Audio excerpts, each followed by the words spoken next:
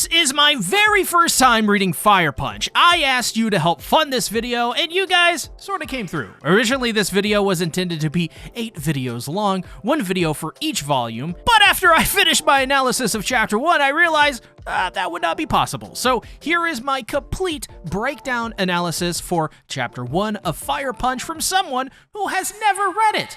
So Chapter 1 immediately reminded me of Look Back. That scene where Fujimoto and Kyomoto brave their way through the snow to see how they placed in the manga competition. It really gave me similar vibes to that. Agni prays to the Lord to save Luna, even if it means losing his own life. So right off the bat, this establishes to me that Agni is the big brother and will be doing anything to protect little sis. Also, holy gorsh, the Ice Witch, guys.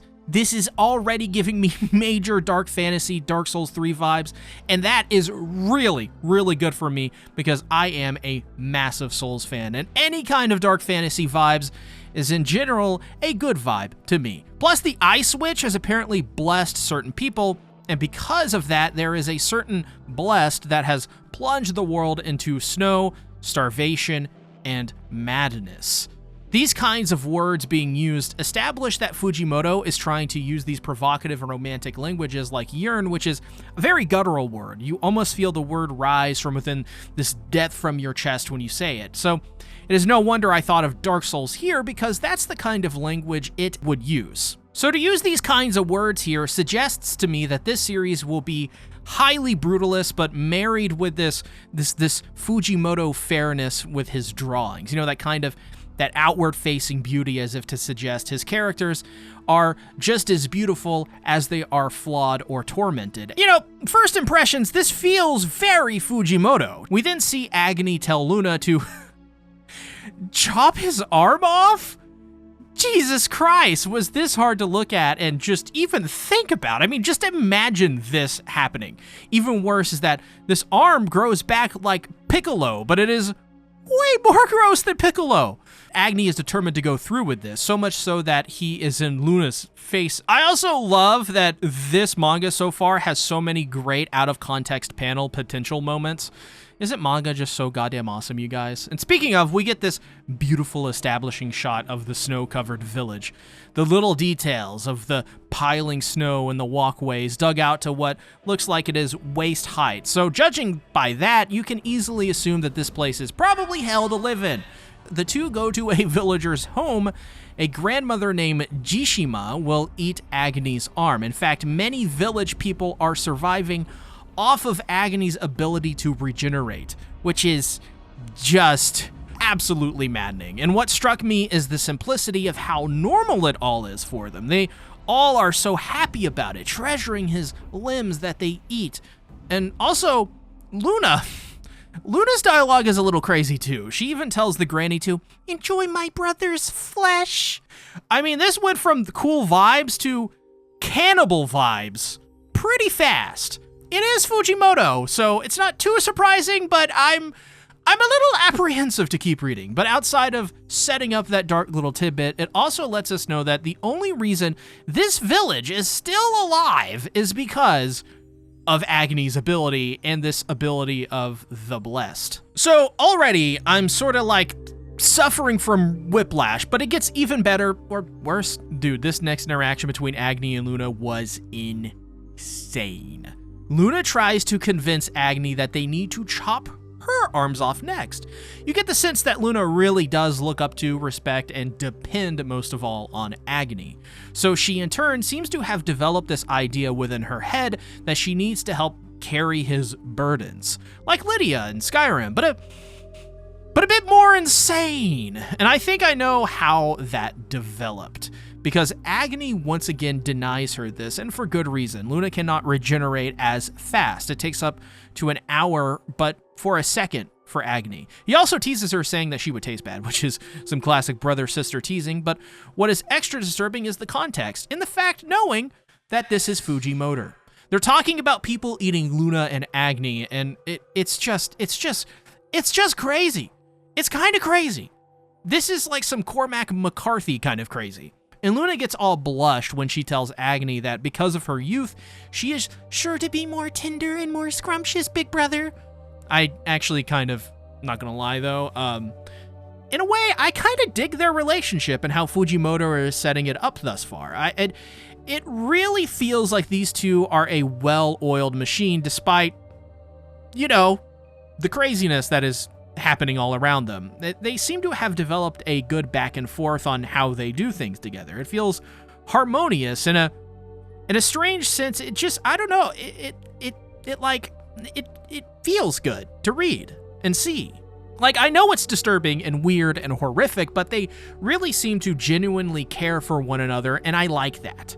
I also love how Agni just pinches her cheekies. This to me was Agni kind of just letting Luna know without saying it directly that he probably could not handle seeing or brutalizing Luna like that, which is interesting because he's the one that makes Luna brutalize her. I don't know, I love the back and forth here. I like the way Fujimoto is writing this.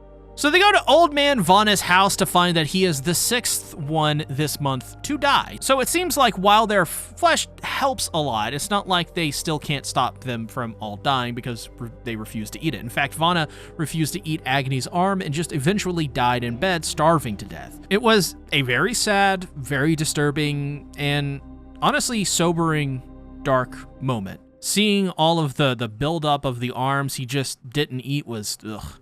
Just the way it was all framed, and then when Agni cries over it too, shows that they have this strong attachment to this village. So Luna tries to help support Agni by telling him there was nothing that could have been done, and to not blame himself for this, but to blame the Ice Witch, which is where we learned that their parents were killed by the Ice Witch. I assume like how all of these people had their loved ones killed too, or just they starved. She then tells Agni that he is the only one she has now and to never leave her, and this hit me like a truck. The sudden tone shifts into this dark existentialist tone where you see that these two are only alive because, literally, of one another. That if one were to die, the other would seemingly have no purpose to go on. So they call for the priest, and later that night, Luna cooks some of himself for them to eat. It's just weird. Like Agni is like, nah, sis, you gotta have this food. I've got regenerative abilities. I don't need it. I can just take a chomp out of my arm whenever I want to. But Luna, she's not having it one bit and forces him to eat himself. It's just weird, but it's also like they have this, at the same time, holistic, harmonious life together where they are so supportive. It really does help balance out the darkness of this series thus far, even when you're seeing all of this insane, depraved stuff. So at bedtime, the two sleep together, which is also kind of cute, admittedly. Luna pines for a time she doesn't remember, but Agni tells her of the times when the days were so hot that they'd have to go in the river to cool down and how simple yet pleasant these times were. You can see with Luna that she's absolutely riveted because she doesn't understand the concept of things being cool to cool you down. All she's ever known is the cold that you feel to your bones, which is such a careful knife edge kind of detail that you only truly understand unless you live through those times. Luna doesn't understand any of that at all. It's so sad. She even says how much she loves the look on his face when he talks about those times. So she gives off hella death flags by telling Agni that they should travel the world when it warms again, which I don't know. It just doesn't feel like that'll happen anytime soon based off the fact that we're reading a Fujimoto manga and she's an anime girl and she just said she wanted to travel the world together with Big Bro. She's probably dying. Maybe this is hinting at the plot and where it'll go. Who knows? Maybe they'll have to take down the Ice Witch. So Agni tucks her in good night. Just very wholesome stuff. You also gotta love Fujimoto's art style shining through really hard here. Luna at this moment looks almost like a little like Power mixed with Kobeni. It's very wholesome stuff. Kobeni's definitely coming back in the next chapter of Fire Punch, I assure you. I also love some of this chemistry, this back and forth teasing we get in this next bit because Luna kisses Agni goodnight, which gets him mega mad because he's 15 now and that means he's a super duper big boy, which gets a little weird and then a little weirder and then really freaking depraved when she kisses him on the lips and asks her brother to put a couple in the oven. No, what is this? Is this why Fujimoto? Is this why people call Fujimoto? Is this why people call you a siscon all the time? I mean, I knew you were already a pervert, and I knew you're Actually, I'm catching myself here because this is just something Fujimoto would write. Just be real. In a way, this is not actually surprising. Of fucking course, Fujimoto would create a manga series where the MC is basically being mothered by little sis. It's so obvious it hurts. I think he doesn't care about anything other than getting a hot dominant woman to rub up on him, and if that means it's his little sister, well then Sweet Home Alabama it is. And you know what? Maybe to him, blood relations don't matter. Just saying the word, the sister or brother probably gets him. But anyways, just what am I reading right now, dude? This is so unhinged. It gets even more depraved. Ugh. Agni being the only sane one in this bed, which is saying something here, is like, no, ew, I don't want to make fish babies with my sister, ew, because as you should, right? But she just keeps trying to push the envelope here, trying to convince him to keep the village population up since they are the only young ones. And that committing maybe the only thing equally as bad as murder, cannibalism, is their duty to the village. And bro, this is just so crazy. She even tells him that she loves him with the face. But still, Agni is like, this ain't right, man. You're my sibling. Which is true. What did I just read? Okay, so this puts my entire view of Luna unsurprisingly into question. And those previous things I thought that were wholesome honestly are still kind of wholesome, but when you consider the fact that she wants to smash bro, it kind of twists and warps the entire thing. I said their relationship may be there to counterbalance the darkness, but now I just think this is going to be as dark as Chainsaw Man, but probably even more depraved, more dark than even that, which is a lot. That's saying a lot. Also, we both know that Fujimoto would probably not turn Luna down as sternly as Agni did, so you know what, that man was probably told by his editor that he cannot do what he wants to do, and you know that man was crying in a club that night. But of course, in all seriousness, this establishes to the reader that Luna and Agni are much more deeply connected than a normal brother and sister would be in our world. We can do that funny incest joke, and yeah, it's pretty freaking hilarious just how much Fujimoto really loves that particular fetish. But to give the guy some really decent credit, the incest is actually kind of brilliant. Yeah. Oh yeah, I know. I said that. Oh yeah, I know. You're probably gonna take the snippet of that and then put it in your Discord servers as a soundboard. In fact, I'll say it again, but with no music under it for you. But to give the guy some really decent credit, the incest is actually brilliant. Okay, there you go. You got it? All right, good. It establishes this idea that Luna and Agni are both, in a way, starving from their environment. This is why we are also shown simultaneously Agni and Luna participating in mutilation to keep their village alive. The idea is that this is how much these two blessed children are blessed to sacrifice themselves to keep others alive. It also is an inversion and a subversion of the idea of being blessed, because as a reader, we are expected to hear such language and think that this is something everyone would want. They're heroes, they're saviors, they're going to make everything right. Right? But this is Fujimoto, and thus what is presented as stupendously simple and stupid is in reality a way for Fujimoto to throw you off the trail. Luna wants to have kids with her brother as a way to symbolize the deep trauma they have both gone through, that all of the labor and literal flesh, blood, and mind they are sacrificing would in some way bear a fruit or fruits of some kind in the form of children. But that is the twisted part, because the world in which these characters mingle in is the very environment which takes what should be the ideal innocent family relationship and, well, effectively, case in point, turns this into incestuous nightmares, where morals are so lopsided and what is normal is nothing more than an anomaly. To put that simply, it is by design. If this still doesn't make sense, then think of Night City and Cyberpunk and how it destroys everything within it, including the life of V, Songbird, Johnny Silverhand, or David and Lucy. I just got done playing Cyberpunk, by the way. So it's not going to surprise me if the rest of this manga is absolute agony because of this scene in particular, and also because the title says art and story by Tatsuki Fujimoto. So that's also a big one too.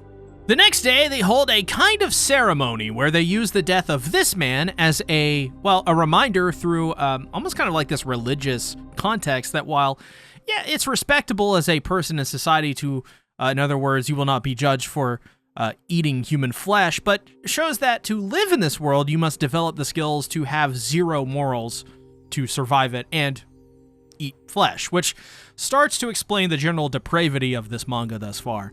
The cannibalism, incest, and extreme environment shows that the way of life is just as extreme as the dangers themselves are. It forces them to adapt. You must become less than human and more of this moralless entity, which makes Agni quite unique as effectively he is fighting the very environment which provides him life by rejecting Luna everything she wants.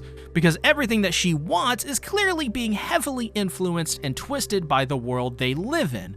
She isn't scorned for this, but is harshly rejected, which also shows that Agni knows just how messed up he is, and everyone else is, and it hurts him even deeper to know that his little sister, he's just trying to protect, has already had such a significant portion of her humanity drained and replaced by the cold, harsh extremes around them.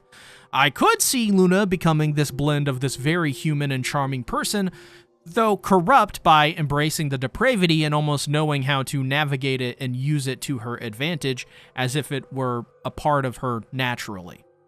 Which is interesting in how that concept interacts with this idea of allowing everything else around you to influence you. You become a part of your environment. But the only thing in this world you must never embrace, above all else, is death. Death is the only and ultimate taboo where taboos are the norm. It's frankly a terrifying thought to wake up one day and see the entirety of humanity married to this idea of we can literally do anything we want, but the only thing we can never do is die. And wouldn't you know it, one of the village elders shows an example of how this works by demanding Agni and Luna take the rare white water, which is just milk, for themselves. The reason is simply because he doesn't want to waste such an important thing on someone so old. Also because if Agni or Luna were to get sick or even worse, then everyone would be doomed. It's a gesture of humility and good intentions, but yet another example of this twisted ideology that is ever present. We learn that this person doing the kind gesture is none other than the person who took them in and became their parents after they came to the village at the beginning of this chapter. This is when the story cuts to a flashback sequence in which we see the two siblings were just found collapsed outside the village. But there is a dilemma, as the village does not have many resources. Seeing as this man is in the position of power in the village, he decides to use these precious resources to save them. The reason for doing so is to, as he puts it, light a fire for the future, the children. What he was saying here is that this is a symbolic gesture of passing on the flame that was once inside of them, in the hands of the youth to rekindle said flame, aka Dark Souls, baby. And they pray so that the flame of mercy will be bestowed upon them. The flashback ends from here, but it shows just how religious these people are and also how little they have.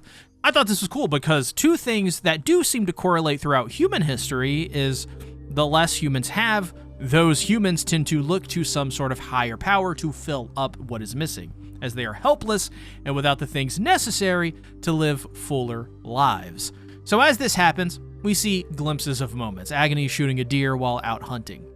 We see that Agni plans to give this meat to those who do not plan to eat his, which shows just how merciful he is. Good word. But as well, his mind is still lingering on the other night when Luna made advances on him. And with a troubled look on his face, he drops everything as he looks up to see a plane in the sky. It's heading to the village where it seems soldiers are rounding up the village people. We see that the soldiers are quite on edge when they only see, quote, old fuckers around, showing how cold they are, but also a perfect moment to introduce what looks to be their commanding officer, who scolds the man as he reminds them they are not here for slaves. It's revealed after Agni runs up to the man that they are currently in a war and have exhausted all of their supplies and will thus be taking theirs. Agni, of course, is still rejecting them, but the man is firm and says that he will do it anyways. But he is impressed by his strength, so he brings Agni along with him to a place called Behemdorg. Now, this place is super weird, as it is ruled by a king who is trying to gather as many young and capable people to put a stop to the Ice Witch. What I found most odd is that as they rise in the ranks, they are allowed to earn their own slaves. Why I find it that way is because the place seemingly is one of hope, but how can that be when people are enslaved? Eventually, they find that the village is eating human meat and prompts a quick response from the commander to leave the village and treat it as if it had never existed. He reveals himself to also be a blessed working solely for the king and burns down the entire village with everyone in it. Now this is where the proverbial shit hits the fan, and I am absolutely mesmerized, yet horrified all the same. As the flames consumed the village, they would never stop, and so Agni burned to ash several times, only to regenerate. It had caused him to, more or less, lose his mind and crave for death so that the flames would finally stop and he would be freed. And he nearly got his wish when he learned that by focusing on one part of his body, it wouldn't regenerate. So he chooses to die there, all the while hoping that Luna would be exempt from his pain. He dreams of this life after life where he can finally see his parents again and live peacefully in the fields of green. But these pleasant dreams are turned into nightmares when this is so hard to even just type back out and say. When Luna, engulfed by flames, collapses and crawls to him, as we are reminded that Luna's regenerative abilities are weak. So he now imagines this world where they can all live together again, where Luna can be a mother and they can live together peacefully. She touches his hand and tells him to live as she turns to ash and dies. He remembers in those moments two things: Luna telling him that she loves him, and their parents telling them to always resist death, which Luna could not do. This moment was hard to put into words regarding my feelings. I think Fujimoto did a fantastic job of making these fleeting dreams from Agni seem peaceful, almost like a warm blanket that Agni could not resist. And yet, even then, I am horrified at how he made these two siblings have, in their wildest of good dreams, still have children together. I mean, I think this was here to show simply that on the hunt, he seemed to have accepted the situation that they were in, and sadly, more or less, agreed to give Luna that child. It's so disturbing, but within the context of the situation and this moment and what we've seen so far in this chapter, I can't be too mad at something so disturbing being presented as something, I don't want to say good, but better than the alternative? I mean, this world is taking a lot and changing people into something strange. We see it in this village with them becoming cannibals, right? We also see it in Behemdorg, where it is based on some sort of slave-like society, which in turn is seen as humanity's hope. It's a bit ironic and so strange, yet also so deeply tormenting. I just can't get away from Agni and Luna in all of this, and how at the very core of it all, they both want to be normal and have some sense of normality. Agni wants to be a man. He wants to provide to Luna anything that his little sister asks. So to do that, he makes her cut off his limbs to serve to the elders in the village. Luna wants what every human being wants, a family, a child for her to nurture and feel the warmth of, and to raise it with a man that she can fully trust. It's just so sad that they both will never get to experience these things, even if they survived or these soldiers never came, because the best shot at these very simple human dreams are fully depraved. After Luna's death, Agni would burn for years, wandering endlessly, howling in pain. The flames, no matter what happened, would never go out. By his 5th year on fire, his mind is described as acclimating, but really, it feels as if the pain broke him. But get this, while his body would grow used to it, he still couldn't breathe. 3 years later, he learned to control his regeneration and confined the flames to his lower half, allowing him to breathe for the first time in 8 years. My favorite part is Fujimoto doesn't describe how he wants revenge, or doesn't make him say it, I should say. Instead, he writes that simply, "I curled my hand into a fist," which signifies so many things. I mean, the symbol of the fist means so much beyond all else. It is just, really is this symbol of a type of rebellion. And Agni has chosen revenge. As we see his entire world literally turn to ash, the only thing left in him is the memory of Luna telling him to live and everything the man took away from him. So he vows to burn him to death in the most painful and merciless way possible. I really like that bit of writing, because in a world where Agni and Luna prayed for mercy, he is now the only one who had mercy and chooses not to give it to him.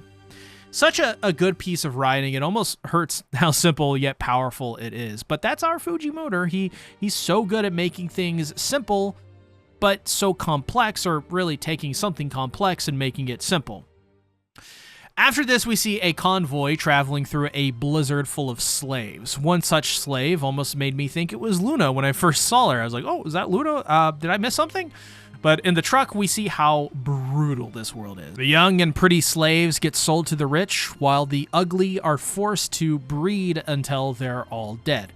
And of course, the men work until they die. The craziest line is when the soldier says these people are lucky because they get to be slaves in Behemdorg. That line just, man, ooh. Oh man, that guy needs to die. So he goes to where the slaves are, picks out the prettiest redhead to put in his own room, kill the old, and cover the kids with blankets, all the while his pants are completely down. He says that any of them who are blessed to speak up, as they are given preferential treatment, which makes sense as they have powers, right? And so a woman speaks up, wanting some water for her son. Here we learn this man is a blessed person who can turn anything into iron. So he pees into an iron cup he creates and gives it to the woman and child, all the while the soldiers laugh. Absolutely atrocious. This man, whew, I wanted to kill this man. Do I need to say anything more than that? Also, what the hell, Fujimoto? What even made you think of this in the first place? And even so, when I asked that question and act surprised, am I really that surprised? This is the man who ate goldfish to console his girlfriend. Such a strange dude. But he then sees a kid looking at him and not liking that look at all. So he orders them to kill the kid and puts her in a lineup of other older people and shoots them one by one until they arrive at the little kid. They stop before shooting because Agni has arrived from the blizzard, on fire of course. So the child falls to her knees as the man prepares to fight Agni, as we see all that Agni is thinking of is the charred bodies of the village and his sister. So he walks past the girl as we get this great shot of her looking up at him, making him seem heroic yet so vengeful and monstrous. Using the eternal flame, he burns the man to ash, as he deserves it, as the kid looks at him with a flame in her eye, ending the chapter. So, this was clever. Through Agni's ability, he has effectively, well, he was able to steal yet another ability by always being on fire. And so whoever he touches burns eternally until they turn to ash, just as he did and as Luna did. He also ended up creating an entity that is the embodiment of what everyone wants in this world: warmth, flame. He is what the witch took from everyone, and he burns so intensely with vengeful rage that's eternal. It's clever, and I hope that Agni is someone who isn't some mindless warrior of vengeful rage that is so focused on revenge that we don't get much from him character-wise. I want to know what he will say after 8 years, quite literally, on fire. Also, who is this kid? Is this like some road warrior situation where Agni takes on this child because she won't ever leave his side? Is she also blessed with some special power that Agni could use to help him achieve his goal of murdering the man who killed Luna? Hell, will this kid help him cope and come to terms with some of that trauma? I'm so hooked, guys. I'm so hooked by the end of this first chapter, as you can tell, because this video is long and only covers the first chapter. Either way, I'm just so hyped to continue reading this because it may be grim, but just like Fujimoto, there is this kernel of hope in it that makes me feel just hooked on it. It makes me wonder just what Agni will do and who he will meet throughout his horrifying adventures. After all, the covers of these volumes seem to have lots of different varieties of people on them, so I'm fully expecting hot and very crazy women in this series to possibly simp over. Check out the next Fire Punch video here if you haven't. Joined my Discord for more of me. We are very well moderated and chill over there. Make it a great day or not. The choice is yours.